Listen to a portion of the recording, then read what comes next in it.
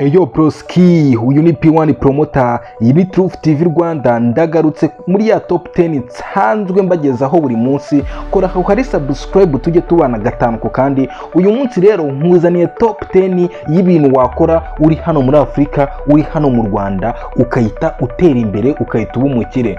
So umuntu uri kunyumva ari muri Amerika, ari muri Australia, za Canada n'ahandi, ushobora kuza muri Afrika cyangwa hano mu Rwanda ukakora bino bintu, ukayita utera imbere. Wowe uzabishyire mu bikorwa, uzanshimira nyuma nka P1 Promoter. So rero ntagutindiye, tugiye guhera ku mwanya wa 10 tugende tumanuka. Tugiye guhera ku mwanya wa 10.